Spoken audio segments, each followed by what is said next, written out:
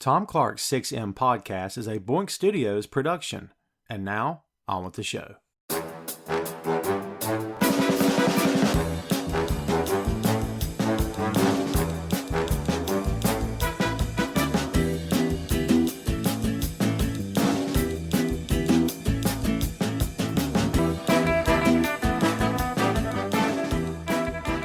Hey, what is up? Welcome to Tom Clark's 6M podcast. I'm your host, Tom Clark, and in this episode I'm joined by co-host Nathan Workman. From the deepest reaches of space comes one of the most ambitious projects of all time, featuring a collection of albums that best represent the planet Earth for a galaxy full of potentially curious interstellar travelers anxious to learn more about the third rock from the sun. We're talking about Tom's Time Capsule, 20th Century Music. Tom's Time Capsule is heavily inspired by the Voyager program, which was implemented by NASA to explore the outer planets. Voyager 1 and 2 were both launched in August of 1977, with the latter being only the fourth of 5 spacecraft to achieve solar escape velocity, which allows it to leave the solar system. On board both Voyager probes is a gold-plated audio-visual record. The record was included in the event that intelligent life outside of Earth were to find either probe. The disc contained information about Earth, including photos of the planet and its life forms. Spoken word greetings are also included as well. Songs from some of music's most influential artists are also on the disc, chief among them being Mozart, Chuck Berry, and blues great Blind Willie Johnson. It's unknown if any extraterrestrial beings have encountered either Voyager probe, but the desire to make contact with those beings is still very important to many humans on Earth. The music edition of Tom's Time Capsule is meant to collect the most important recordings of the 20th century, recordings that best represent the planet that we call home. And that's the lowdown on Tom's Time Capsule, 20th Century Music. So the first edition of Tom's Time Capsule is an interesting one, and when you pitched this to me, I had to sort of wrap my brain around it, because I didn't want to just do, well, here's all my favorite albums of all time, which I kind of did on some of this list. But the rest of it, I actually made an attempt to say, hey, what do I want to put out there in the world or in the universe for this planet to be known by? So it became a monumental task. Tell me what's in your head. Where were you coming from when you pitched this to me? Well, just there's been a lot of videos on YouTube here lately about Voyager and the fact that it's coming up on, I believe, the 52nd anniversary of the launch. And the golden record we put out into space is American civilization, and it's pretty poor. It's pretty poor, Tom. I mean, we got Johnny Be Good by Chuck Berry, which is good. And, that's a solid sound. We can roll with that. We got the Magic Flute by Mozart, and everything else is a bunch of stuff that if you heard inside United Colors of Benetton while shopping over at South Park Mall.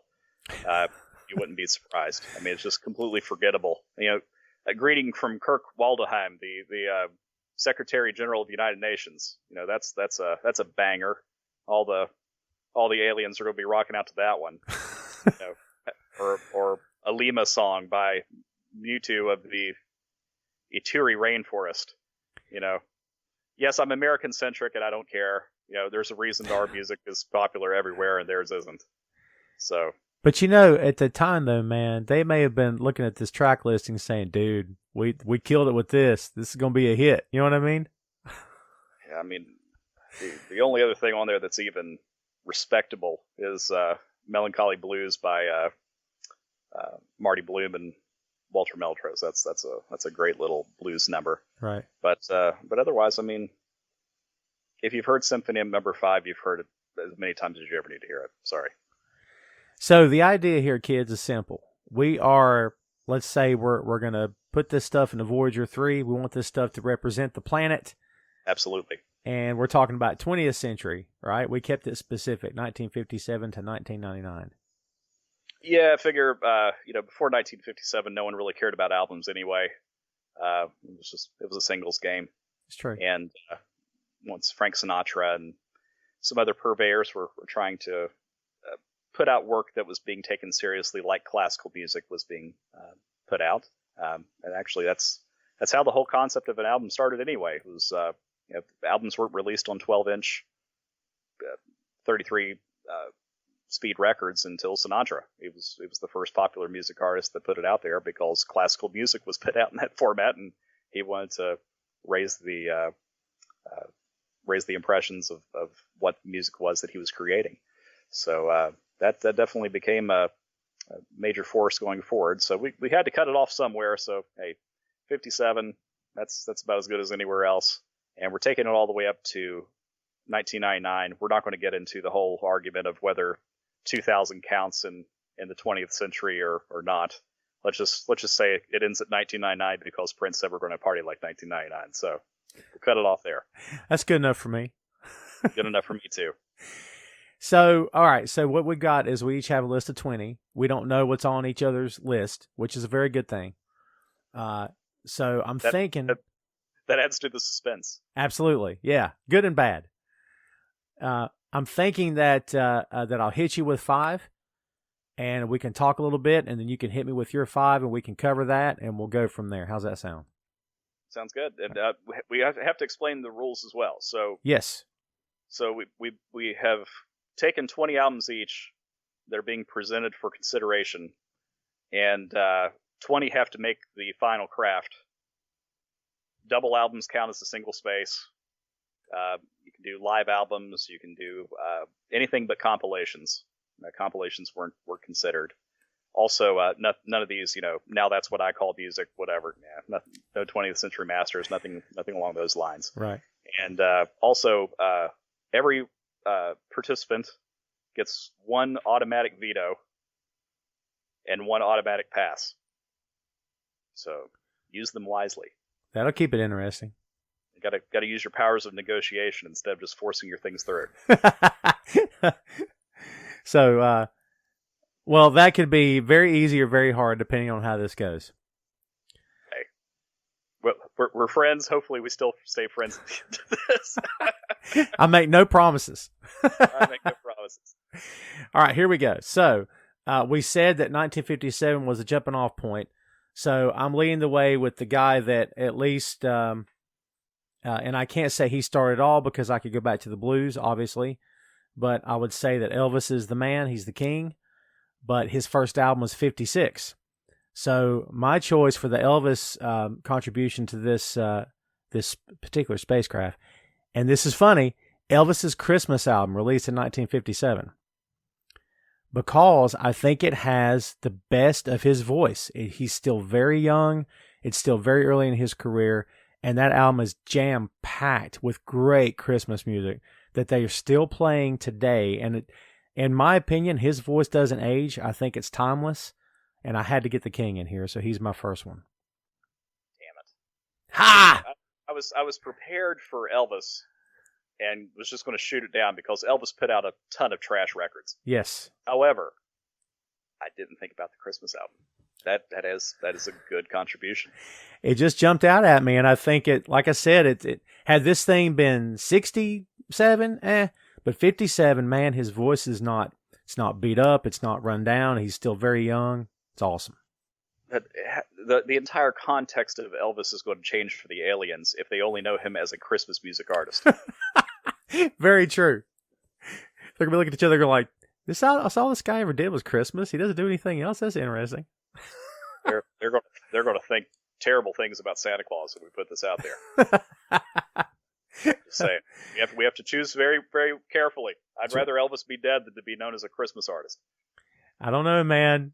I feel pretty jolly when I hear his Christmas music. So, all right. So moving on, my second choice, because I got to get my jazz contributions in here, and I got the next two jazz. Blue Train by John Coltrane. Excellent. Which is considered one of his greatest, released in 58. And I love this album. This one is tied with A Love Supreme, which I did not put on my list as being my favorite Coltrane album, but I think Blue Train it made the cut for this list. My third one was a little bit harder. It's Kind of Blue by Miles Davis. Safe? Yes. Selection. 1959. I almost went with Sketches of Spain, because Blues for Pablo is my favorite Miles Davis song ever, and it's not on this album. And then I thought, well, what about Bitches Brew? And then I thought about, what about Roundabout Midnight? Oh, and it was killing me. but I went with Kind of Blue. I think it's a good, solid contribution. I agree. My next one is Bob Dylan, Freewheelin' from 1963. Okay. And I love that one because he's pissed off, he's controversial, and dude, he says, and you know this, he says things on that that particular album that the first time I ever heard it was as an adult. I'm like, oh my God, no wonder they considered him a threat at one point, because he was flat out, I mean, rallying against Vietnam, as a lot of those guys were, and rallying against the government. Man, it was some heavy stuff for sure for that time anyway. And then my number 5 choice, and I think I feel 100% great about this one, Hard Day's Night by the Beatles, 1964.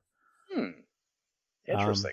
I love it because, to me, I mean, I would have to say, if I had to be put in a corner and say, look, you pick your favorite Beatles album right now, this might be it. I just love this album to death. I love everything about it. Every track to me is a winner. And I love the movie. When I think of the movie, I think of the album, and vice versa. So there is my first 5. Now, interestingly enough, that album holds a unique place in the Beatles lore, because that is not an EMI album. Interesting. I didn't think about that. United Artist. Because of the movie.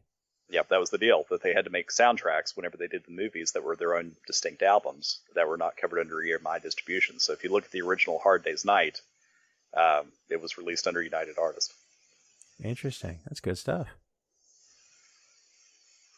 Very cool. So I picked up right after 1964, which pains me. So I'm a huge fan of Buddy Holly, yes, Chuck Berry, Roy Orbison, so many of those guys. But getting back to it again, they didn't have albums. They had compilations, they had songs, they had releases. A lot of those things were chock full of singles that they had already released earlier. It's not the type of thing you drop the needle on and listen cover to cover. Right. The first album that I have that it could have definitely gone with just about any Bob Dylan record during his during the early 60s. All of them were pretty spectacular. But the one I have is Bringing It All Back Home, because of the range of the album. You've got something as strange and as what is more Bob Dylan than Subterranean Homesick Blues? Very true. That's a weird song. And Yes. a weird song to lead an album off with. And then Maggie's Farm, On the Road Again, Mr. Tambourine Man, Gates of Eden, It's All Over Now, Baby Blue. It's just exceptional. And the thing that kills me the most about this album was it was recorded over a 3-day period. Interesting. So it's raw, it's quick. It's like the old Beatles records were, where they're in the studio for maximum of a week.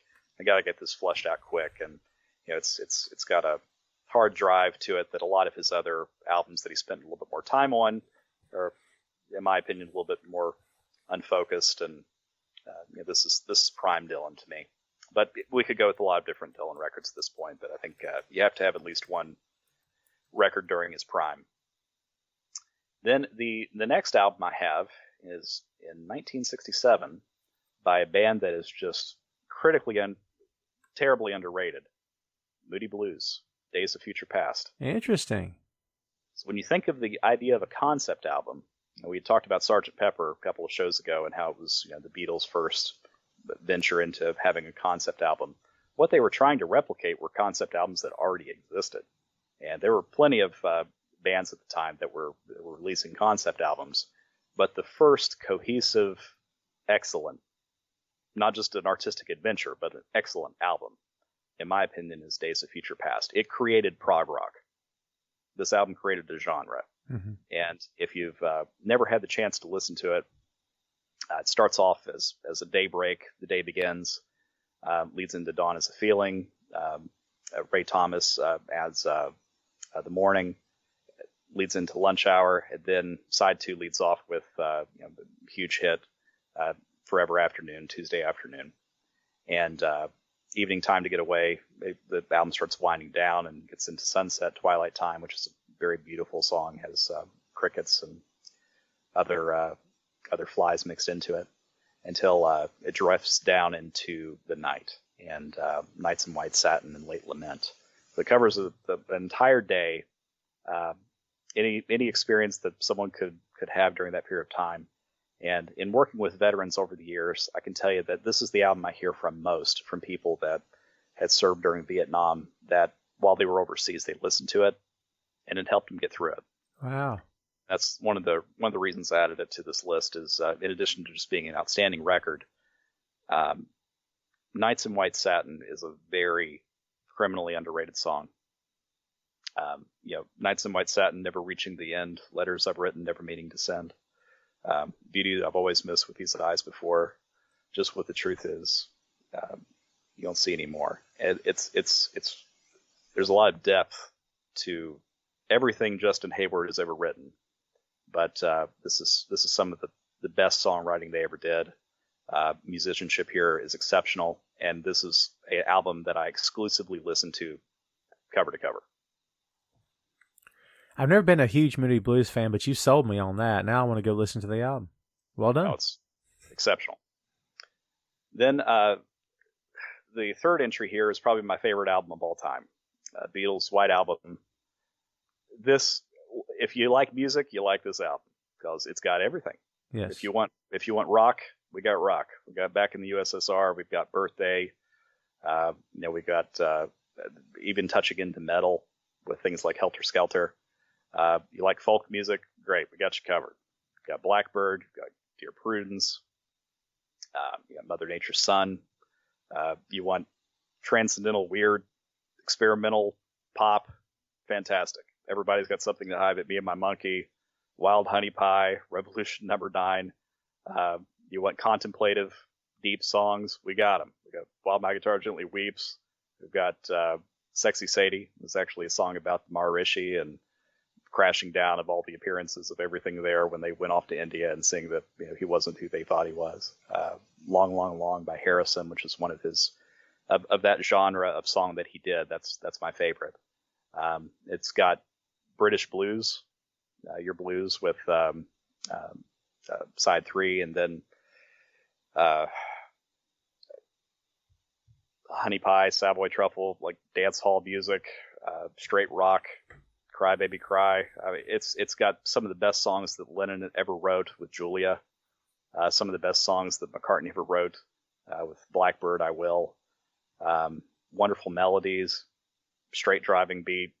It's got everything. I mean, again, it's the only thing that drives me insane about this album is for their producer. Help me out here. George Martin. Yeah, George Martin, to say that it should have been a single album instead of a double release. If any of these songs were left off, it would have been a travesty. They all said that, because like even Ringo said there should have been 2 albums, a white and a whiter album. Yeah. Like what? And Ringo's often said that this was his favorite album that he's ever been involved with. Right. And it's just so weird. They weren't shooting down each other's ideas at this point. Anything would have legs and would run. They would just pick it up and run with it. It's just lovely to see the interplay at a song like Birthday, where they just get into it and they're pushing each other and everybody's got something to hide except for Me and My Monkey. All these just they're treasures. This is by far the album I listen to the most of the Beatles and the one I enjoy the most. And from what I understand, it is their highest selling album of all time of the original releases. Now, again, they had compilations like Beatles 1, but I think of the original core, this was the highest selling album. Makes a lot of sense, actually. Number 4 for me was getting into 1970, Black Sabbath, Paranoid. Again, it's an album that created a genre. War Pigs sounded like absolutely nothing before it. That was a new direction. You can talk about proto metal with the Who and the Beatles and other groups. War Pigs was metal. Right. We're establishing it. This is it. That's the sound of hell. Paranoid is, again, a criminally underrated song. It's to me one of the greatest rock and roll songs ever released. Iron Man, exceptional. Side 2 of the album is still again Electric Funeral, Hand of Doom, Rat Salad. It's the album that created metal. How could it be left off? Honestly, I had Sabbath on my list with their first album, and I was fine with it. But that first track was like so heavy and so dark, and like, yeah. Anyway, they ended up not making my list, but for every reason you just said, it makes perfect sense why they're on here. And Black Sabbath, their debut album was great. Master of Reality was great. Again, their prime period in the early 70s, you could pick any one of those albums. But to me, the one that makes the ship is Paranoid. Right. Then the last one I've got in this first segment here is from 1971, Marvin Gaye, What's Going On. This is one of those trendy retcon picks where it wasn't as popular back when it was released, but it has since become more popular today. But it's one of these albums that the message and what it was trying to communicate is just as true, if not truer today than it was at the time it was released. And there's not a song on here I skip. This is one of those that I play cover to cover. What's Going On, What's Happening, Brother, Flying High, Save the Children, God is Love, Mercy, Mercy Me. On the back side, you've got Ride On, Holy, Holy, and Inner City Blues, Make Me Want to Holler. It's a masterpiece. It was the best album that Marvin Gaye released, and Marvin Gaye is one of the greatest musicians of his era. So it has to be on there. Man, this is going to be harder than I thought.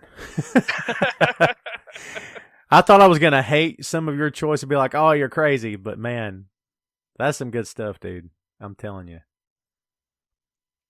Don't worry, it falls apart later. So we're starting strong. So, yeah, a couple things about your first five, and I'll hit you later because you'll see why. So here's my next five, and I'm leading off where I began on the first five with Rubber Soul. 1965, obviously, and I love this album. And Drive My Car, Norwegian Wood, You Won't See Me, Nowhere Man, Think for Yourself, which I love. Think for Yourself. Mm-hmm. Great freaking song. The Word, excellent song. I'm Looking Through You. I love that song. Wait, I could listen to Wait on repeat like all day. It's just such a good album, man.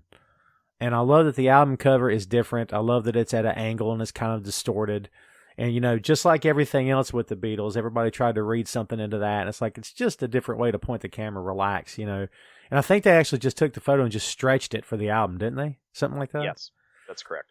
So, I mean, it's not like it was a big deal, but it was different for them because they weren't like lined up and smiling and all that stuff. But anyway, I love this album. It's a classic.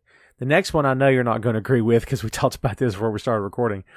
But my next one from 66 is Pet Sounds by the Beach Boys. And the reason I've got Pet Sounds on here, in my opinion, the best Beach Boys album was Endless Summer. But Endless Summer is a compilation. Ooh, that's tough. So my reasoning is, if I'm going to put something out there in this craft, I have to have Beach Boys. And I could have picked one that had one of their hits. I could have picked an album that had two of their hits. But I thought, if this is the album that Brian Wilson's going to be known for, and the one he loved, I mean, I'm going to put Pet Sounds on here. So that's kind of how I was rolling with. That was my logic behind this, anyway. Interesting. It occurs to me that a lot of the people that write about the Beach Boys don't listen to the Beach Boys. I agree. And I'm not saying that you're in that category. I'm just saying that when you talk about the Rolling Stones and some of these other people, it's like someone doing a research project, talking about the Beach Boys in some type of a parallel universe where the Beach Boys were never around. They were a boy group. They were in Tiger Beat and all those magazines, just like the Beatles were. I mean, they were fun. California Girls, 409, those types. That's where they were popular, and guys loved them, girls loved them, and they were one of the only bands I can think of that had a hit in. Didn't they have a number one in the 60s, 70s, 80s, 90s? Like 4 decades? I think you're right. Yeah. Kokomo was the one that's kind of the gimme, but legitimately had hits in every decade. And this is, again, I love Pet Sounds. God Only Knows to me is one of the greatest pop songs ever written. Yes. Wouldn't It Be Nice is a lovely time. You Still Believe in Me is a great song. But there's a couple others here that if they didn't find their way onto another album, I wouldn't necessarily be upset. It's so hard with the Beach Boys because so many of their albums are so different. But if I had to pick one of theirs just to roll with, I'd pick Beach Party.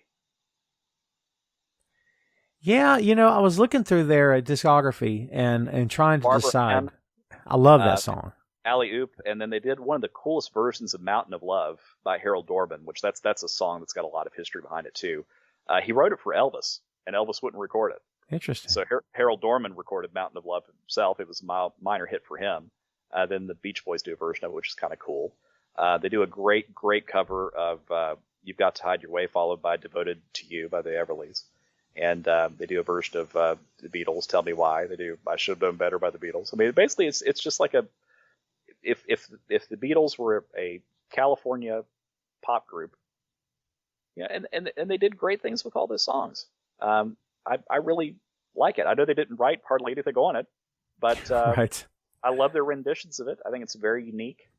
The other album of theirs, what I think kind of gets overlooked quite a bit, is Smiley Smile.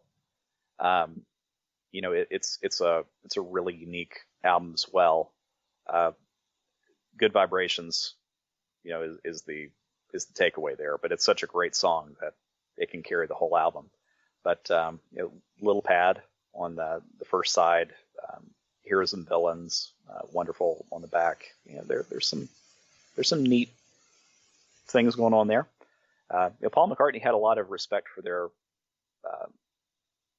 harmony and for the melody that was present in their music, and they always had great musicianship.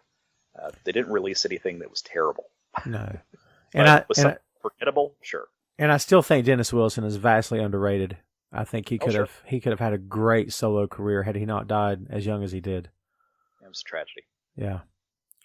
So that's my Beach Boys contribution to the craft, and we'll see if it makes the cut. The next one I'm sure will make the cut because it's the debut album by Jimi Hendrix, Are You Experienced, 1967. Chas Chandler gets credit for producer, but Jimmy had a lot to do with this because he wanted it exactly the way he wanted it. He was trying to get everything out of his head into the recording. I mean, we've heard stories like that from Prince and Jim Morrison. It's like, this has to be exactly the way I'm hearing it in my head because he was such an artist. Mm-hmm. And I love this album. I think it's just raw and it's him and it's very early. And I love, going back to the Elvis thing, before their voice gets ravaged by years of doing this and stuff. And of course, we didn't have Jimmy for that long. But he's young. He's just starting to hit his prime, and he's wanting to prove himself. He gets over first in England before he gets over in the States. So that's all the motivation he needs to record what is going to become an album that just ends up shocking the rest of the rock world, because all these other accomplished musicians are like, my God, what do we do now? Because they were just so blown away by how good he was. So I love those stories, and I love this album, and I've always been a Hendrix fan. So that is my Jimi Hendrix contribution to this. So my next two are gimmies, I would think. And you mentioned the word safe early in the show. I guess they are, but I just believe they have a place here. Sgt. Pepper, 1967. I just don't think I can ignore all the work they did with this album and how it was so different. And of course, that's the show that you and I did before, and we talked about every song on the album, and concept album and all that good stuff. And I just think it has a place. I think that anytime you're talking about the Fab Four, if you're talking about defining moments for them, I would think that Sgt. Pepper would have to be a defining moment. And then my last of this five is another defining moment, which is actually basically the end, is Abbey Road from 1969. And we got a Beatles heavy playlist on here, don't we? Absolutely, because got to represent. So that is my second top five, or second five, I should say. Well, that's interesting. My second Beatles album, which didn't make it, it was on the honorable mention list, was Revolver. I think I had Revolver on here and replaced it with something else, and I think I may have replaced it with another Beatles album, to be honest with you. It may have been Rubber Soul that replaced Revolver. I love Revolver. I do too. Taxman, Drive My Car. It's a killer album. Eleanor Rigby. Yeah. So, starting off the second block here, I've got Songs of Faith by Mary Bell Workman, my grandmother, because if your grandmother's a recording artist and she released one album that's a gospel album, it's got to make it. I don't think you ever told me this. This is the best story ever. Yeah, it's a hell of an album. But the sales pitch for it is, even if you're not a fan of gospel, it cannot be overstated the impact that gospel music had on American music and the development of rock and roll. Little Richard, anybody that was an R&B star, all of them got their start in the church choir singing gospel songs. Right. And you can pick any gospel record you want in order to represent that genre, and I'm going to pick my grandmother. Nice. So that's the Homer pick. There aren't any more Homer picks in my list. So the next one is from 75, Parliament, Mothership Connection. Nice. This is not only added to the Library of Congress National Recording Registry for its importance in humanity, but of all the weird albums they ever had, this has such incredible range of musicianship, just texture, and also it's got Give Up the Funk. Yes. Tear the Roof Off the Sucker. It's got P-Funk. It's got Mothership Connection. You got to put a dip in your hip and step on the mothership, man. You got to be there. and it's very appropriate to the topic at hand, right? So. And that's one of the problems I had too with this, is that you've got so many talented artists like Jimmy. You've got Sly and the Family Stone, which is horribly underrated. Yes. That beginning of funk and development of it, and what it morphed into with coming into pop and hip hop and everything else. How many artists have been ripped off more than Parliament, Funkadelic? James Brown, if I had to pick one. I mean, you take a look at 80s and 90s hip hop development of that. Nearly every sample is either James Brown, Parliament, Funkadelic, the Last Poets. Those guys are just they stole from them incessantly. Right. So this is my pick. There's probably 4 or 5 other albums that you could take a look at, but this one's got Bootsy Collins just killing it. I love Bootsy. George Clinton, on guitar, Gary Scheider, Michael Hampton, who Glenn Goins passed away shortly after this was released, I believe. But he's the deep voice and the Swing Down Sweet Chariot part of Mothership Connection. He's singing that. And there's some live versions of him singing that are just, it's like going to church. It's amazing. The next album I have here is Songs in the Key of Life by Stevie Wonder. Yes. And you could pick just almost anything out of his prime. Fulfilling This First Finale, Songs in the Key of Life, Intervisions. Any of these were phenomenal albums. But if I got to pick one, it's going to be Songs in the Key of Life. Have a Talk with God, Village Ghetto Land, Sir Duke, I Wish, Knocks Me Off My Feet, Pastime Paradise, Isn't She Lovely, As is one of the most incredible songs. I loved that song when I was growing up. And then I remember reading in an interview one time that he was in a little bit of a trance state just writing, because people like him and Michael Jackson and others, something happens, the universe gives them a song. But he said he wrote As to reflect what God would say to creation if he could talk to creation and they could understand him. And if you read the lyrics from that perspective, it is just a song that encapsulates what love is. It is a beautiful, beautiful, beautiful song, and another star to finish off the album. It's the first album that I started listening to, thinking as I'm listening to it, my God, this was a very, very important accomplishment. So it's, again, I can't say anything more for it. The album speaks for itself, but and you could pick almost any album during that 5-year run that he had, where just almost won Grammy Album of the Year every year for like 3 years. What kind of production he had, but this to me is the most exceptional work he ever did. Very talented guy, and it's a great album. You're right, man. Very talented. The next one might be a little bit controversial, but David Bowie had an amazing catalog, and if you're trying to pick something from his that was just important in terms of where it took music, again, I love Ziggy Stardust, the Spiders from Mars, but that was a derivative thing. He came up with that by taking a look at Gene Vincent and other artists at the time, and just kind of being more extreme or more androgynous version of those things. He didn't develop glam rock or invent glam rock by any stretch of the imagination. He was one of the better purveyors of it. But most of the work that he was doing was derivative, and he knew it. But the Thin White Duke, that's something new. Interesting.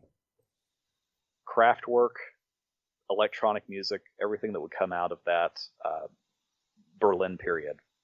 And there were a couple of albums that were made at that time with Brian Eno, and you've got this, you've got Low, but Station to Station is, in my opinion, the masterpiece.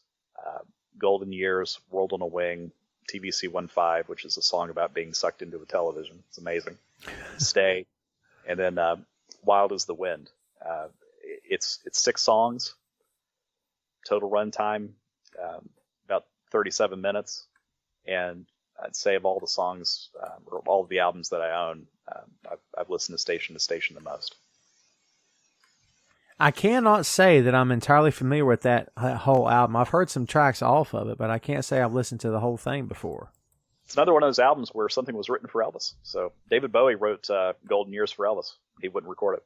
I think I've heard that. Man, I'm sorry, and I love David Bowie, and I love that version, but I think Elvis would have killed that, so I think that would have sounded great. Well, he sang it in Elvis' style. Good point. Very good point. Did he do that intentionally, right? Yeah, absolutely. Awesome. Yeah, it's same thing for China Girl. David wrote it for Iggy Pop. It was a compilation between the two of them, but then when he actually recorded his version of it, largely to help out Iggy financially, right? He sang the song kind of similar to how Iggy did it. But yeah, he morphed a lot. He had definitely a very, very unique voice, but he kind of did what needed to do. On Fame, it cracks me up because John Lennon sings on that track. He's the Fame part during Fame. The Fame. That's John Lennon. I had no idea that was John Lennon. That's the greatest thing ever. And who's playing the guitar? Stevie Ray Vaughan. Is it? Well, now, I knew that Stevie played with him on his comeback, his comeback, well, I guess they say comeback album of the 1980s. Mm-hmm. So, yeah, I didn't know Stevie played on that song, though. That's cool. Yeah, it's funky. But, yeah, for David, there's some, and this doesn't even have my favorite David Bowie song of all time, which is Sound and Vision. Mm. That's on Low. And Low definitely, as someone who's dealt with depression and anxiety my whole life, that album means a lot to me because of the place that he was at. Same thing for Scary Monsters and Super Creeps. You get songs that like Ashes to Ashes. They're incredible. Right. But this album, if I have to save one David Bowie album for all eternity, it's Station to Station. The Thin White Duke has to survive. And then rounding out the 10 here, one that you probably won't like, but I'll try to sell it as best I can. ABBA, Arrival. Oh, God. Now, there's a reason. Okay. It's not my favorite album by any stretch. However, this sparked pop and a lot of the growth of pop music. People forget pop is basically dead by the mid 70s. You had rock coming in at 63, 64, pop artists like Little, what was her name? Little Peggy, March, those types of artists, Ricky Nelson. That stuff had gone away. And what brought pop and Europop back was ABBA. And this album has just monster hits. This is one of the greatest selling albums of all time. You've got Dancing Queen, Money, Money, Money, Knowing Me, Knowing You, Fernando. It's definitely the showpiece of, hey, here's where pop came back. This is where it was reborn. But again, it's not my favorite ABBA record by any stretch of the imagination, but I think it's the most important one. Whew, that might be a bone of contention later in this show because, yeah, dude, here's my extent of, besides growing up as a kid and hearing it, but my extent of swap it. If you want to trade it out with Super Trooper, we'll do it. Super. Is that another ABBA album? Well, that's my favorite. But. Well, no, I don't think it matters which. I don't know. It could be ABBA does Mozart. Because the biggest thing exposure I have with them is every time I take a cruise. When I'm on a cruise, I hear lots of ABBA because there's all kinds of crazy white people dancing around. They have to blast that stuff as loud as they can. So, hey, Germans on vacation, they listen to ABBA. they got to get happy. I guess, yeah. So interesting. Well, there's 10, 20 total. So yeah, there's the first 10. Yeah, not many headaches there, really. So we're both well entrenched in the 1970s at this point. So yes, what's your next one? Well, I'm just beginning my full reign of the 70s here. So I'm kicking mine off with Cosmo's Factory by Creedence Clearwater Revival. Ooh, good album. And I had to, I don't know how I do a list without Creedence. And there's so many hits on this. Before You Accuse Me, which is a blues song, which I don't think he gets enough credit for. They don't get enough credit for. It's kind of an underrated Creedence song. Traveling Band, which is 150 miles an hour, and it's so good. Ooby Dooby, Ramble Tamble, Looking Out My Back Door, which of course is a classic. So is Run Through the Jungle. Up Around the Bend, Who'll Stop the Rain, My Baby Left Me. And it ends with Long As I Can See the Light, which is incredibly moving. It's an incredibly moving song. But the track before that is the one I can still groove to today as I heard it through the grapevine. And in my opinion, better than Marvin Gaye's version. And just amazing. The bass on that song is great. I just love it to death. So many people covered that song. It's kind of hard to say what's the definitive. I heard it through the grapevine, but they have a damn good one. Yeah, I agree totally. So, of course, produced by Fogerty because the guy could do everything. Absolutely. This was 1970. Staying in 1970, I'm going with the Godfather of Soul, James Brown with Sex Machine. Mm-hmm. Because I love this album. This is one we were talking about before we went live with this thing. This is an album for me that I can put on and just listen to it. That I can have it in the background and be doing whatever I'm doing with my day and have this. Whoa. What are you doing? There's so much good stuff on here, man. I'm telling you. The fact that it's him and Bobby Bird, the back and forth, the banter they had on stage, and I swear it very few concert albums made me feel like I'm actually there in attendance. This really made me feel like I was there, and every time I hear it, I just love it so much. And yeah, I got to get James Brown in here. And I looked at other albums, but for me, James Brown was at his best when he was live, not necessarily recorded and or in a studio. I think this is a great representation of who he was as an artist for sure. We mentioned the Stones. I have to get the Stones on here from 1970, Exile on Main Street. And I love this album.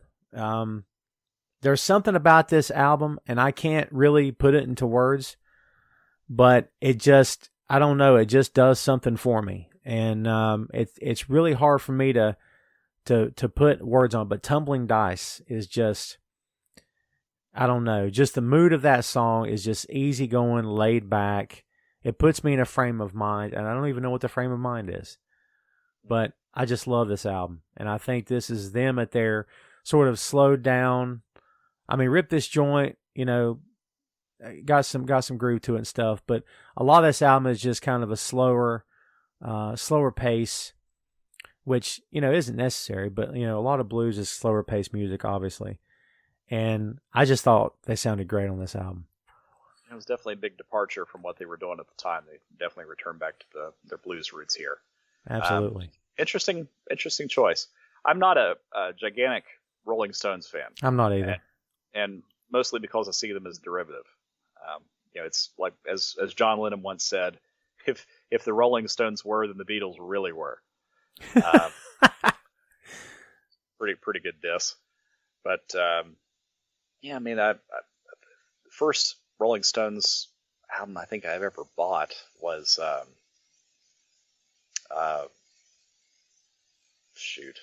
one with Shattered. It's a good song. Start Me Up is a great Rolling Stones song. It's a great song. Yeah, they're good. It's a groove. There's a groove to it. It's always interesting to see where people rank them in terms of like the greatest bands of all time. Yeah. It definitely have some characters.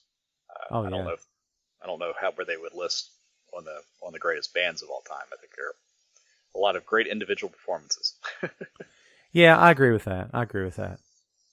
So, sticking in the 70s, my next choice, 1971, Led Zeppelin 4. Also called Zoso. I love Led Zeppelin. They're one of my all-time favorite bands. And it's hard to pick an album because I love a lot of their stuff. But if I'm talking about classic Led Zeppelin songs, Black Dog, Rock and Roll, Ballad of Evermore, and Stairway to Heaven, in succession, those 4 songs on one side of an album, to me, is flat out rock and roll. I don't know how, you can compare it, but in my head, I'm like, that's just a great side for a rock album. And then side 2, they try to beat it because it's Misty Mountain Hop, 4 Sticks, Going to California, When the Levee Breaks. When the Levee Breaks, it's John Bonham at his finest. Just his work on that song. And again, we talked about Fogerty being a, Renaissance man, could do everything. Jimmy Page was too. And of course, he produced this album, excuse me. And it's just so good. Like there again, if I was told, pick a classic Led Zeppelin album, it's the only one you got left, this is the one you're stuck with, then I'm going to pick Zoso every time.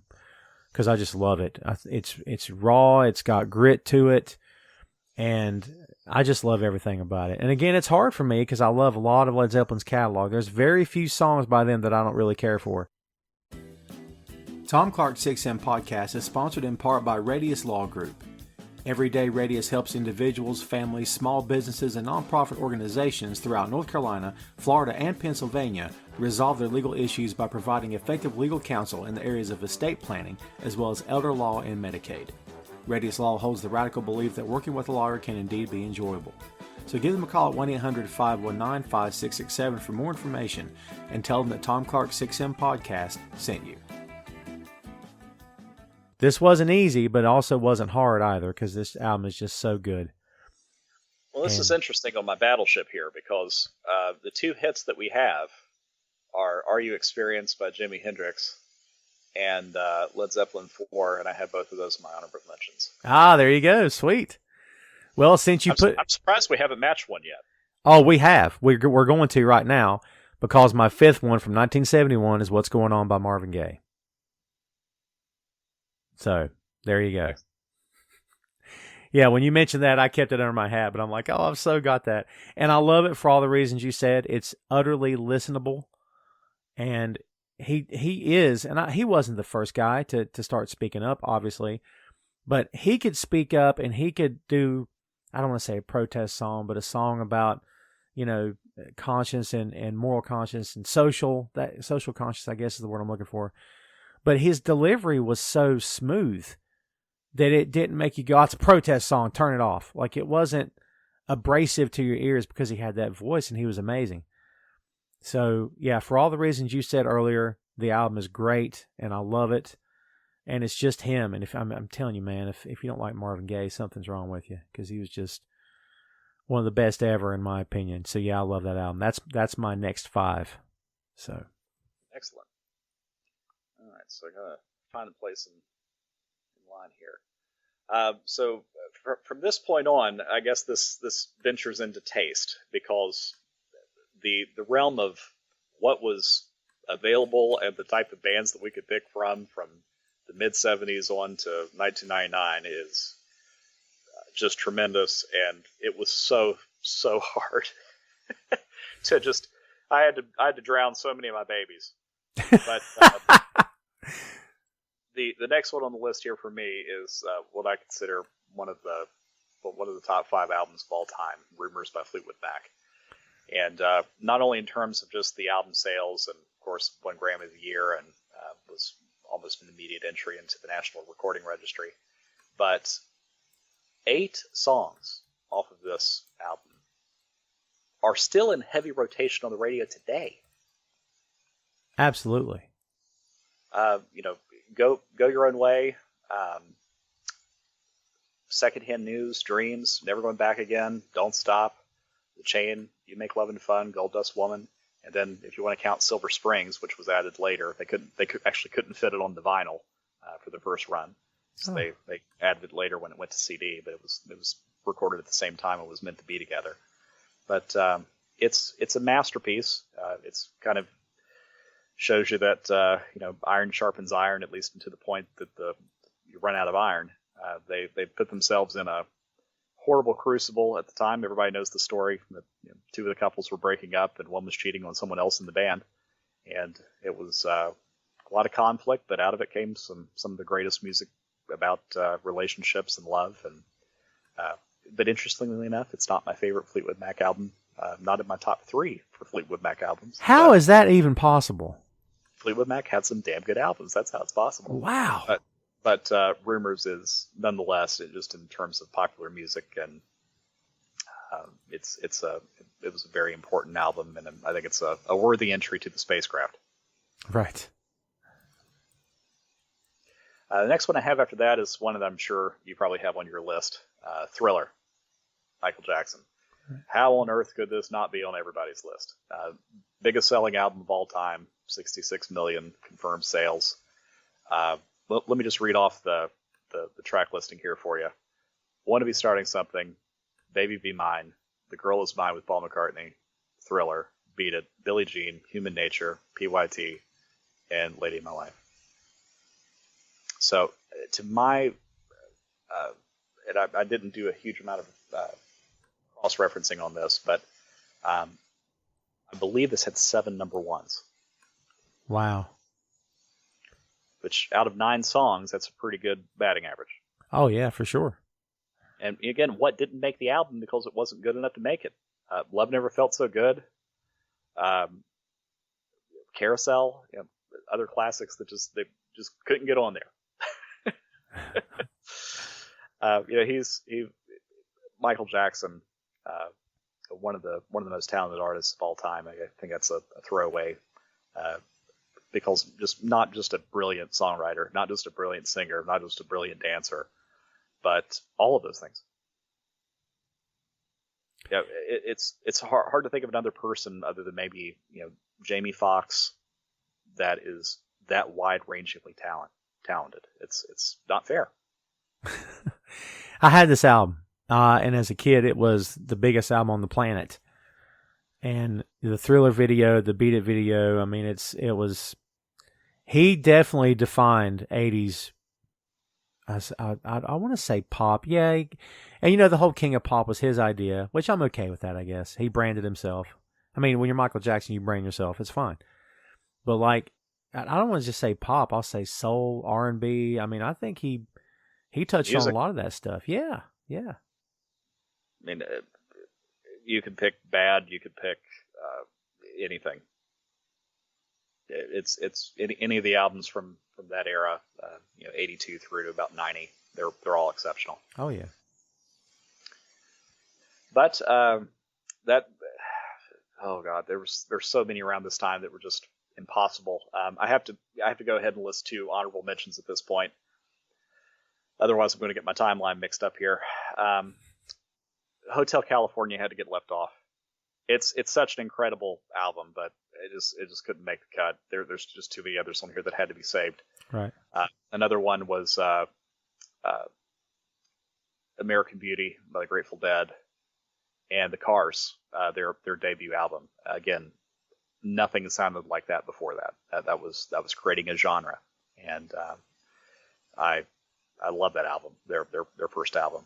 But getting into the next one here, it was Paul Simon, Graceland. This album was a critical smash when it came out. It was a sales smash, and Paul Simon had so many wonderful individual albums.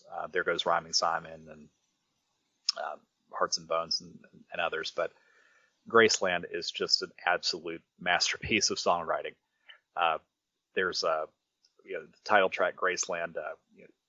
There's one line in it that's just haunting to me. It's she comes back to tell me she's gone, as if I didn't know that, as if I didn't know my own bed. As if I never noticed the way she brushed her hair from her forehead.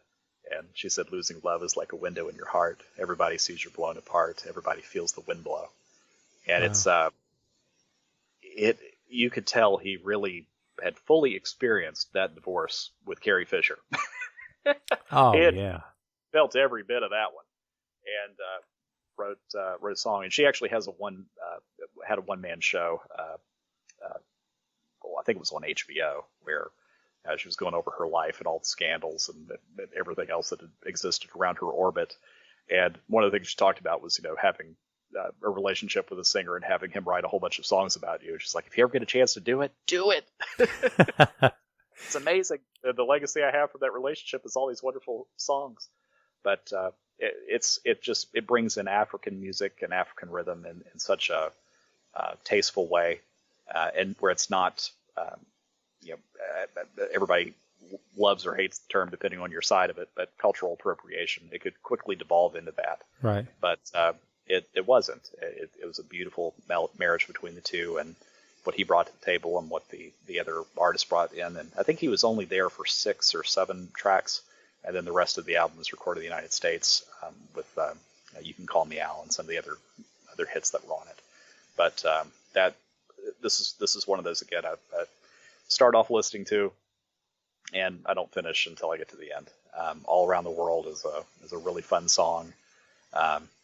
Homeless, Under African Skies, That Was Your Mother, Diamonds on the Soles of Her Shoes, Gumboots, I Know What I Know, Graceland, Boy in a Bubble. There's just nothing bad here. There's nothing you'd want to skip over. And definitely one of the first albums I can think of, too, that was a pop record that had a fretless bass. I think it led to a lot of that use in the 90s and started the trend. Interesting.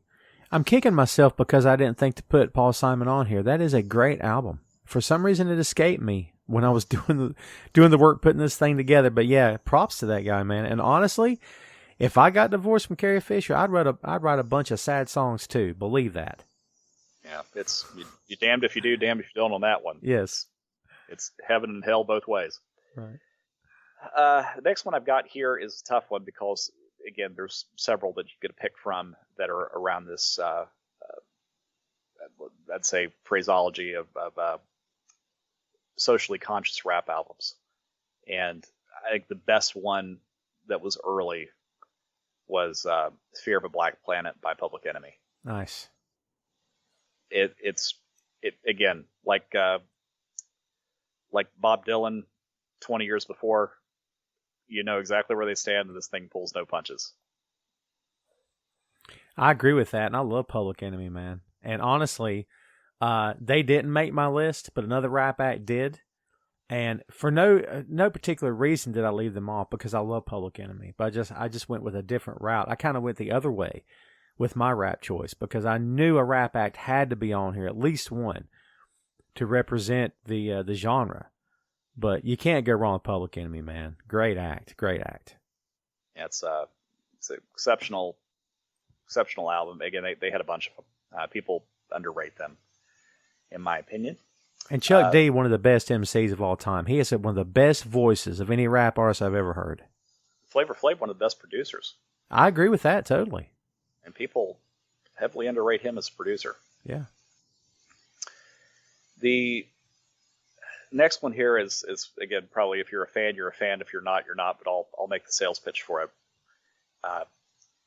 Something had to cover electronica. It was such a hugely popular trend through the 80s with New Order and Kraftwerk, and then getting up into the 90s where it was a major genre of music with drum and bass and trance and EM. And one of the bands that was present through all of it was Depeche Mode. Then you start thinking about, okay, what was the most important record that Depeche Mode ever made? The one with the best songwriting, the best originality. To me, it's Violator. Personal Jesus is again, smash, radio smash. It'll be played forever. We're going to be in nursing homes in 35 years, and they're going to be playing Personal Jesus over the radio. Enjoy the Silence. In my opinion, is one of Martin Gore's best songs. Policy of Truth is another wonderful song. World of My Eyes, very introspective, wonderful song. It has a couple of other songs on it too that I love. And whenever you go to a Depeche Mode concert, it is a spiritual experience. You're there with other fans that know every single word to. There's no casual Depeche Mode fan, especially going to a concert. It's just amazing to be in a place where you're hearing 30,000, 40,000 other people sing in unison and are good singers. Wow. It's really special. Both of the concerts that I've been to with them in Florida with my sister, we always, anytime we're together at a holiday or something, we look back and be like, yeah, those were exhausting. It was like a tent revival.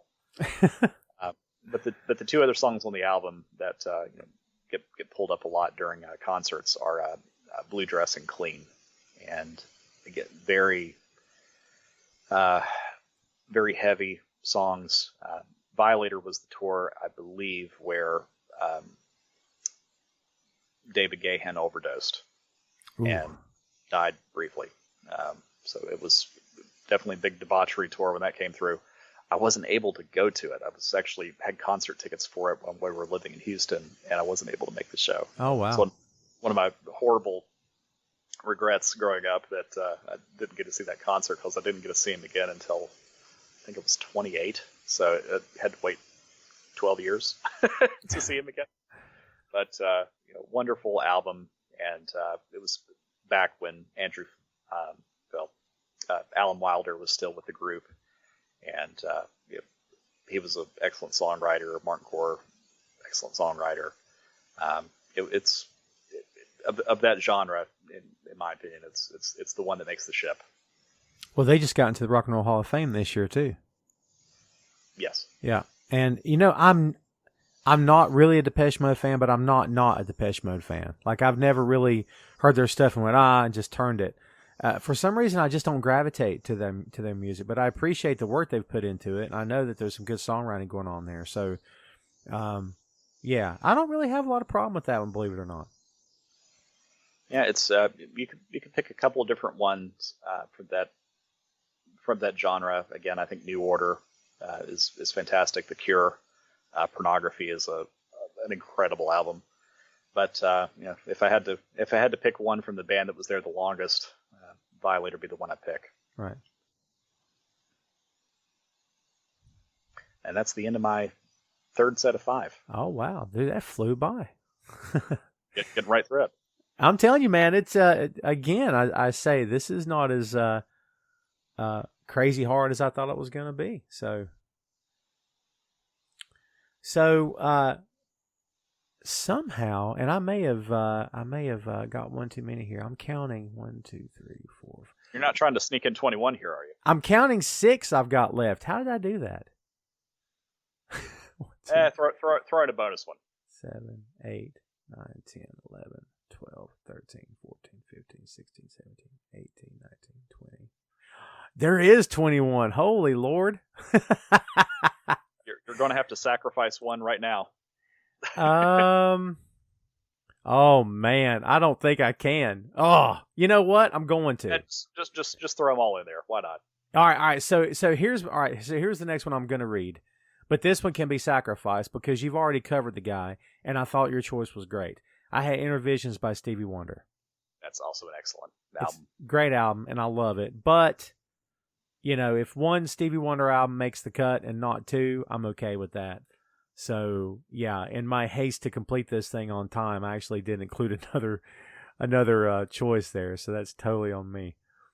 But yeah, like I said, I would be okay with your choice because I thought about yours as well, and I was back and forth on it, trying to decide which one. I almost went with Talking Book because I love Higher Ground. I love that song.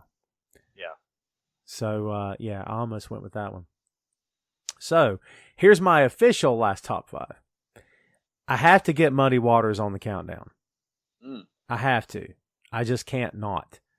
And the like 60s and stuff, albums were all fine, but like, I think it was I'm Ready, but I think I'm Ready might be a greatest hits, but it's such a good album. But so instead, I went with Hard Again from 1976, produced by Johnny Winter.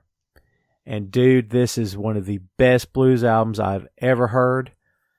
And it is impossible for me to not turn this thing up as loud as I can stand it because the album kicks off with Manish Boy, and it's just that give and take.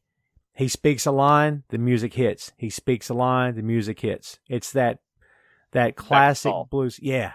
Yeah, it's that classic blues give and take. And Johnny Winter is howling in the background, and it's so good. And Johnny Winter's having the time of his life doing this. And I don't know, it's more fun for me to either watch something or listen to something when I know they're into it. When it's not just, oh, we got to get this record done. Let's just get it done. That sucks for me. I want to know there's some energy in it. Man, this is such a fun album. Bus Driver, I Want to Be Loved, Jealous Hearted Man, I Can't Be Satisfied. To hear Muddy sing I Can't Be Satisfied, he's overpronouncing the word satisfied. It's so good. And then side 2, The Blues Had a Baby, and they named it Rock and Roll Part 2. Not Part 1, Part 2. And then Deep Down in Florida, Cross-Eyed Cat and Little Girl. And I just love this album. I mean, I can't say it's my, I was going to say I can't say it's my favorite Muddy Waters album, but it might be. I love it. And after listening to it, like last night I'm doing the work on this list, and it was playing in my ears, and I just kept letting the thing repeat. And it occurred to me on the third play, I'm like, holy man, I'm still listening to this album because I just love it. The next one I can let it play over and over again as well, from 1984, Purple Rain by Prince and the Revolution. Because I feel like Purple Rain has got to be here. Prince, insanely talented. I mean, obviously. An amazing guitar player, amazing musician. Great songwriter. Another one of those guys like Hendrix who knew exactly what he wanted, but he had to get it out of his head. And more often than not, most of the time, he did. He was able to get his vision out, get it into the song, and it was great. Let's Go Crazy, Take Me With You, The Beautiful Ones, Computer Blue. I love Computer Blue. It followed. Dawn and Nikki follows it, right? But Computer Blue is so good. Underrated Prince song, in my opinion. Yeah. And then, of course, side 2, When Doves Cry, I Would Die For You, Baby I'm a Star, and Purple Rain, obviously. Classic. I mean, again, when I'm a kid, man, and I've got sentimental ties to this, but even if I didn't, I think the album makes it because of the musicianship behind it. It was just so good. And he was just one of the best of all time. Every year when it comes time to the Super Bowl, I always post "Still the GOAT." Absolutely, yeah. That performance of Purple Rain, where it's actually raining in Florida on him while he's performing the song at risk of getting electrocuted in front of a gigantic purple screen. There is nothing more iconic than that. That's what being a megastar is all about. I don't think anyone will ever top it. And I love the story on that was that they were afraid to talk to him because they were afraid he wouldn't want to perform. And because they told him about the weather, and he's like, it's going to rain. Cool, I'm good with it. Let's just do this. Like, he was so into it.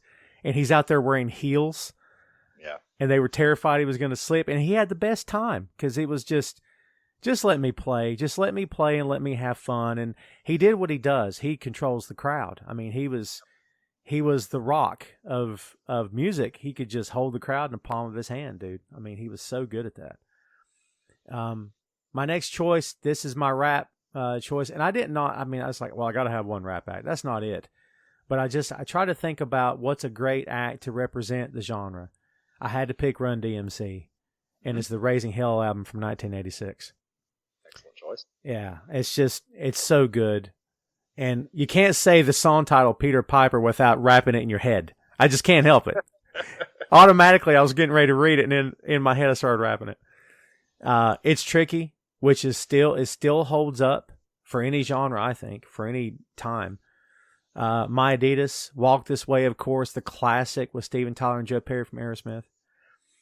Is It Live, Perfection, Hit It Run, Raising Hell, You Be Illin', another great song. Love that song. Dumb Girl, Son of Byford, Proud to Be Black.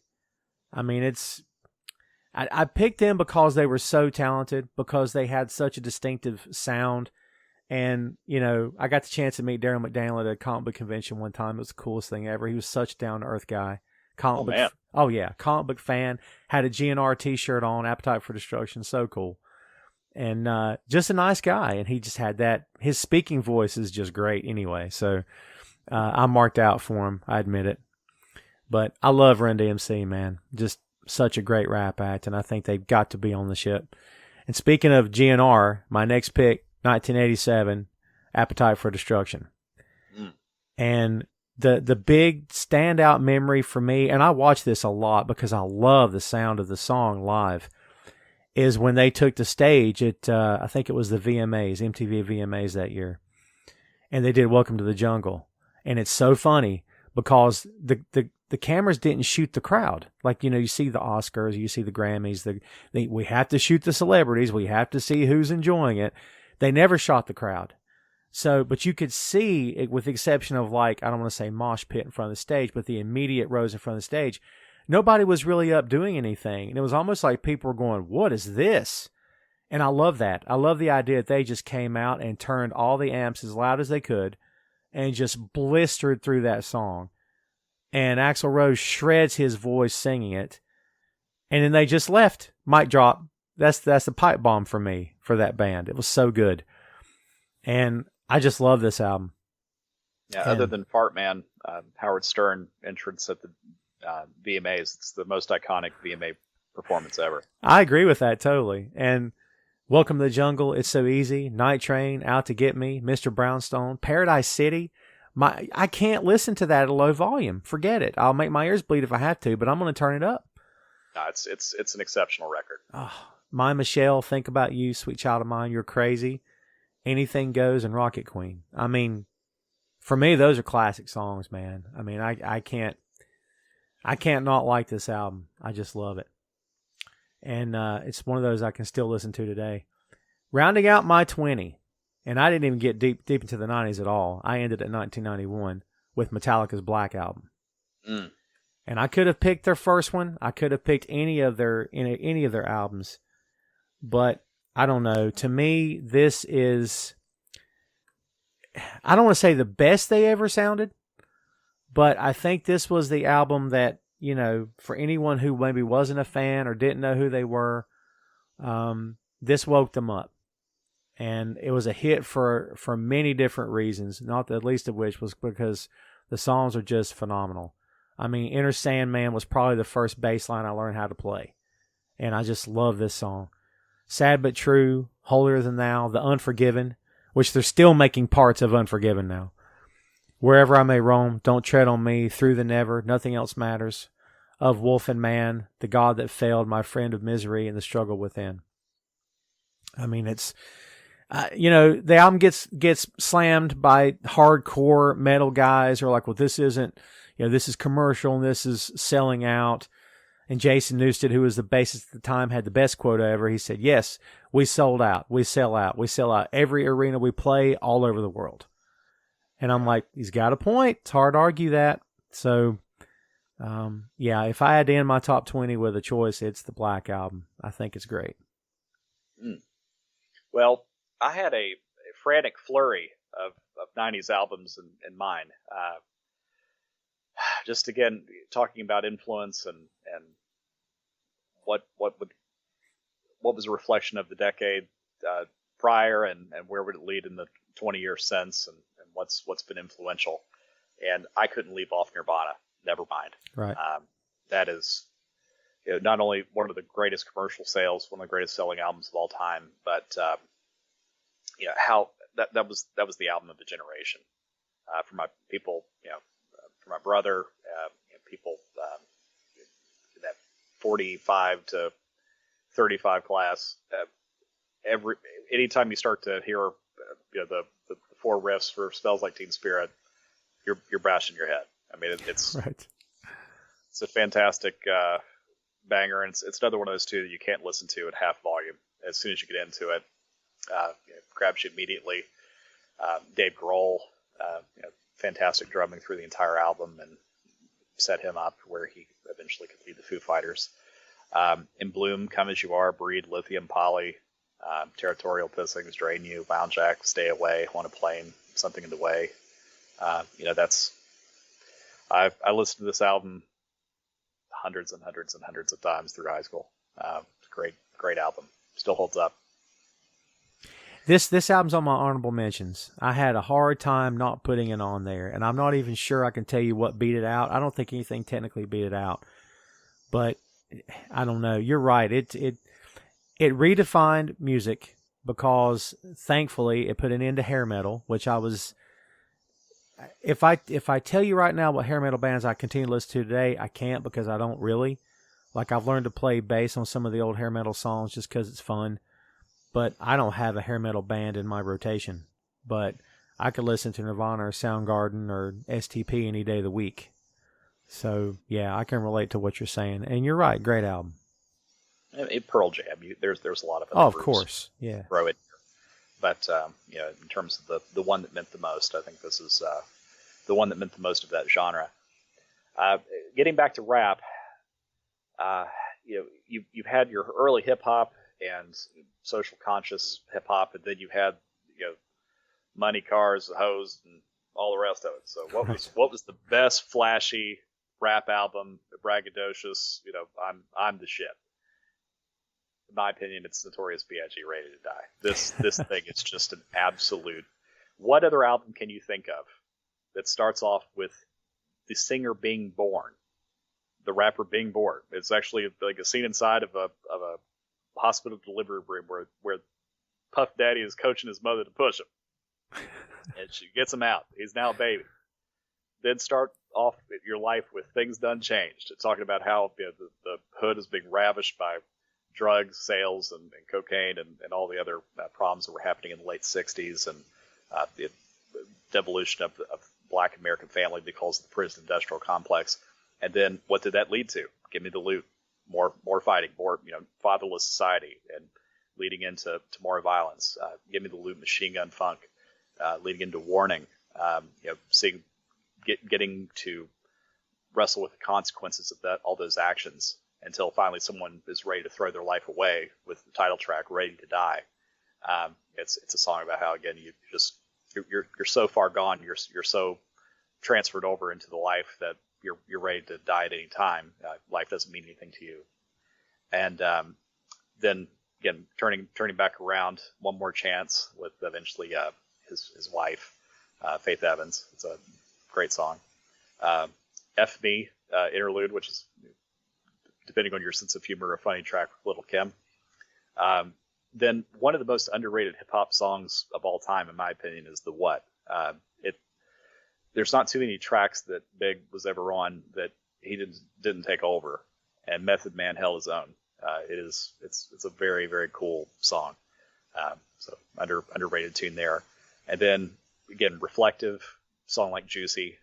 It Was All a Dream. We used to read Word Up magazine, Salt and Pepper and Heavy Dip in the limousine. It's again, getting sentimental, understanding there's something worth living for, and then seeing how other people do get through the world, everyday struggle, showing how everything's pain. Looking outside of yourself and seeing how other people are responding to the world around you, and then falling back into old habits with things like me and my B word. Right. Then Big Papa, classic. One of the things I love most about this song is the "I love it when you call me Big Papa" part was actually sampled from a song earlier in the album. He sampled himself on his own album, on the same album, knowing that these songs were going to be timeless. Just the braggadocio behind it is just amazing, and it was incredible. The next one, Respect, Friend of Mine, Unbelievable, which is kind of fun, funky song, and then where does it all lead to at the end? Suicidal Thoughts. Wow. It's a song about a life that was all about yourself, and again, I don't want to get into the lyrics too hard, but it's going into how he saw how much he hurt people by being self-centered and not caring about the women in his life and not caring about his kids, and that he was just all in it for himself, and he deserved to die and go to hell. And he's the song is basically set up between him calling his friend, which is Puffy, and Puffy's the entire time is just, it's 2 a.m, 3 a.m. He's sleepy, waking up, and he doesn't understand what's happening. And then as he's starting to talk, he understands that he is suicidal, and he's talking about killing himself, and he's trying to talk him out of it. And it just gets more and more and more desperate until the end. The album ends with a gunshot, and it takes you on a ride like very few albums do.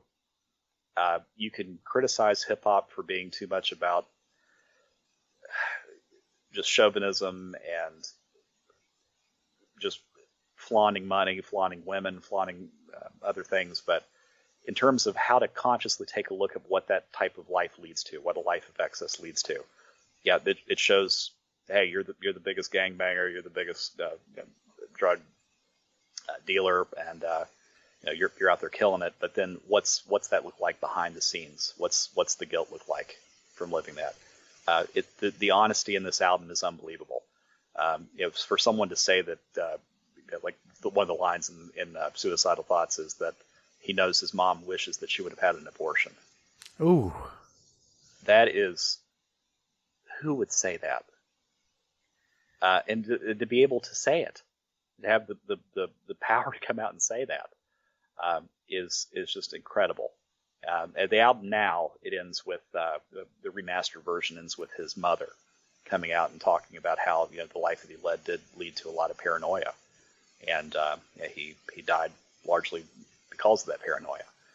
And it's a very important album. This is one of those where I think in 50 years this is what they're going to hold up as the Mozart of this era.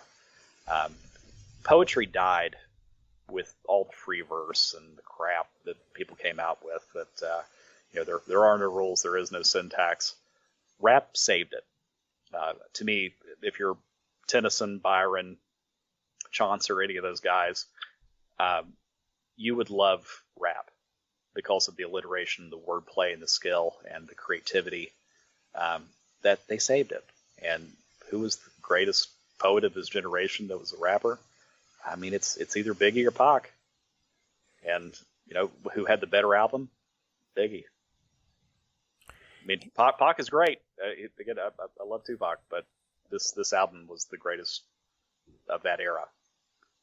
Tupac always seemed like the kid brother to me, and the one like getting himself in trouble and running his mouth. And Biggie was more like reserved and solemn and seemed like he was taking it more serious. But that's probably not the case, but just public perception, that's kind of the way I always felt. I like the fact that he made such an impact. And you're right, this album is, I mean, it's never really been in my rotation, but I respect what the guy contributed. And the fact that he tried to do something a little bit deeper than just a basic, here's a video of me throwing money in the air and there's half-naked women dancing around, and, that seems to have become such a stereotype, especially with 90s rap. Like, it was just all over the place.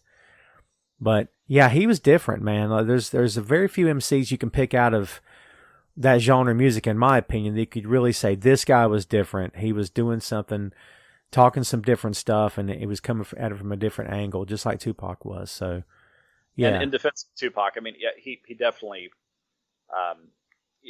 you can't ever say that someone that had the battle that he had between Big and some of the things that were released, some of the shots that were pushed back at each other.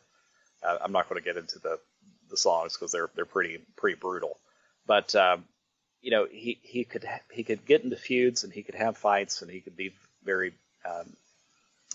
outlandish when it came to that, kind of braggadocious, super male thing. But then he could write a song like Changes.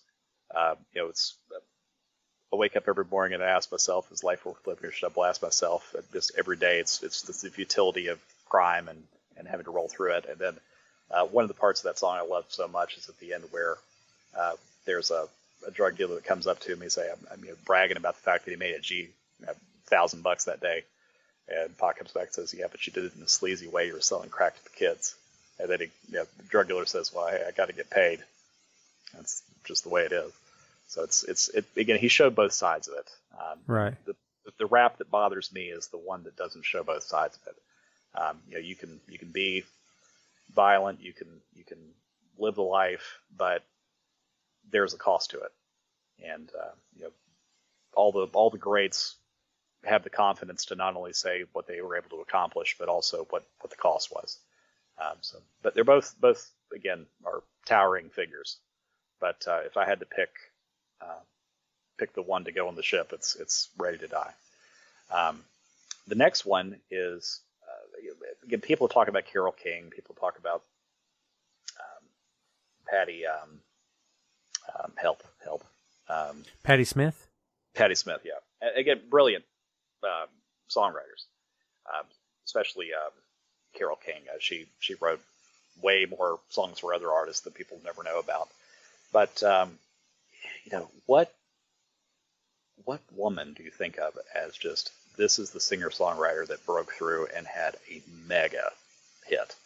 Just unquestionably the biggest act in the world, bar none. And I think you have to give it to Alanis Morissette in 1995 with Jagged Little Pill. Wow. 33 million sales, Grammy of the Year, immediate entry into National Recording Registry. And the album is phenomenal for a couple of reasons. One is, the songwriting that was put through. I mean, she wrote these songs. It wasn't. I think there was one that she co-wrote with one of her producers. But All I Really Want, You Ought to Know, Perfect, Hand in My Pocket, Forgiven, You Learn, Head Over Feet, Ironic. Those are hers. And You Ought to Know is one of the nastiest breakup songs of all time. Yes, it is. And there's actually a video on YouTube where you can listen to the original recording track where she's singing it raw, just audio, vocal only, and it is just as powerful as anything else behind it. Chris Cornell is playing the guitar, and Flea's actually playing the bass on that song. I did not know that. That's awesome, actually.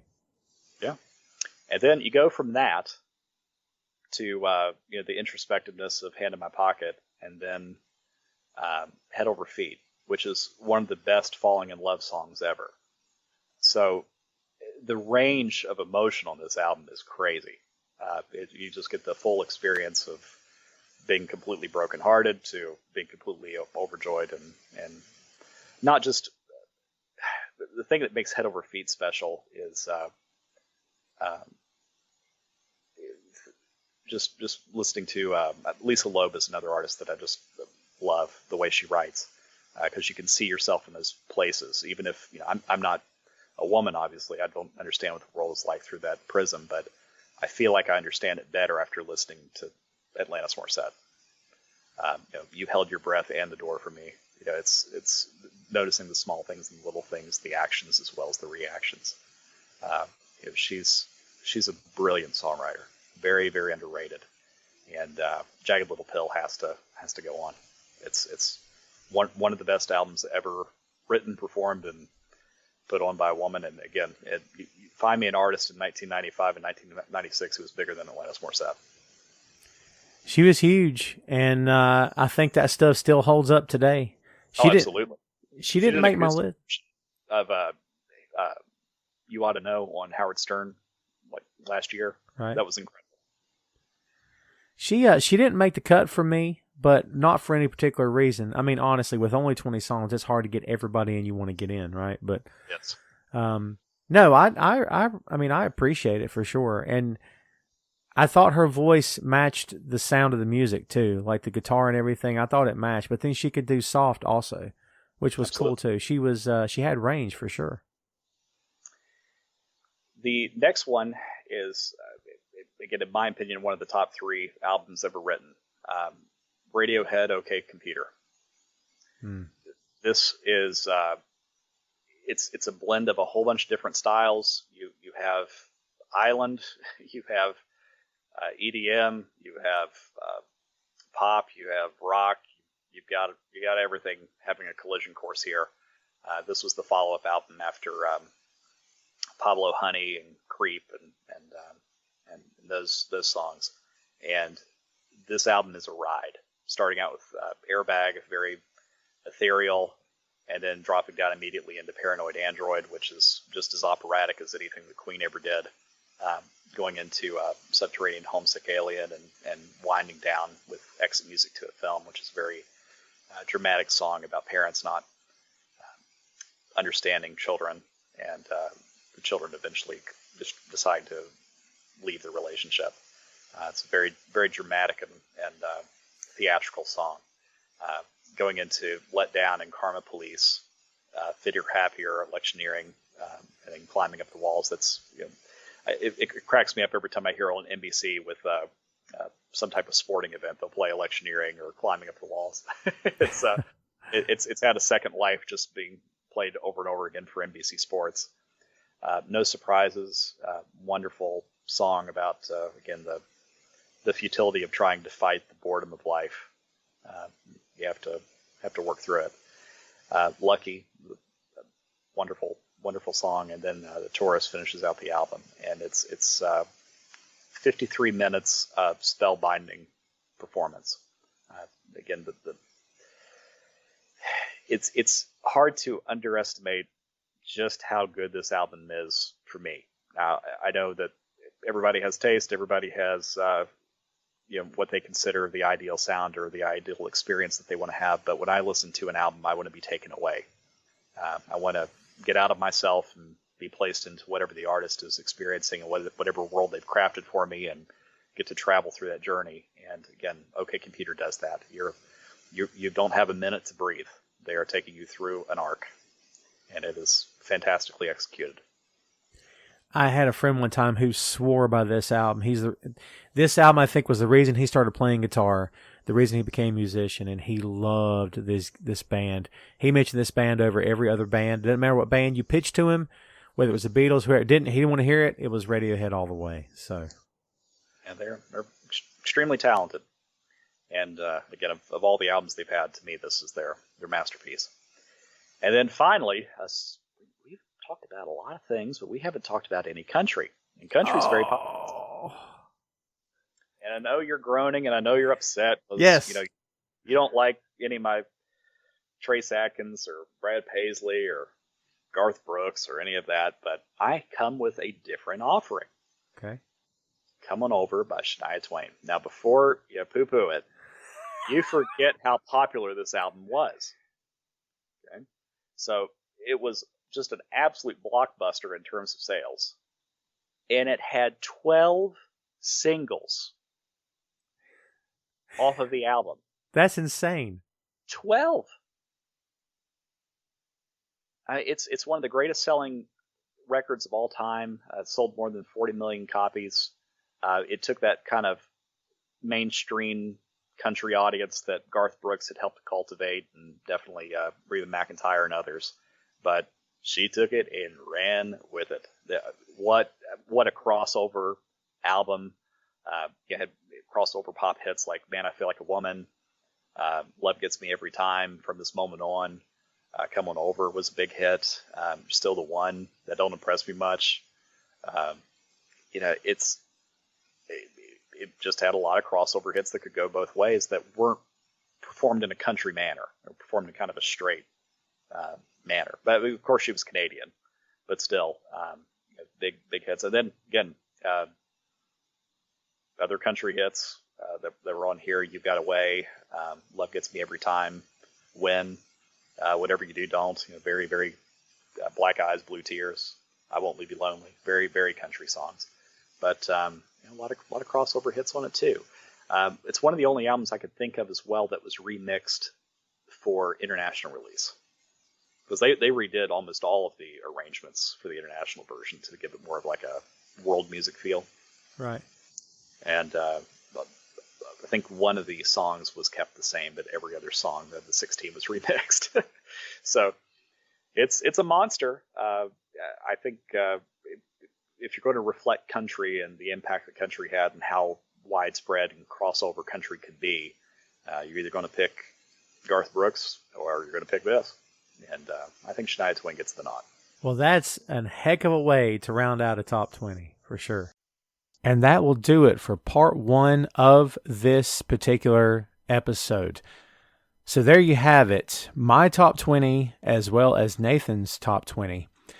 And in part 2, we get to somehow try to sort all of this mess out. And it's a fun one because we're going to take our 40 and somehow turn it into 20. The 20 albums that will be sent out into the cosmos that will best represent this planet in terms of 20th century music. So stay tuned for that one. It's a fun episode. And that is part 1 of Tom's Time Capsule, 20th Century Music. Hey, thanks for listening to the show. Check out our social media on Twitter, Facebook, and Instagram at 6M Podcast. We'll see you next time.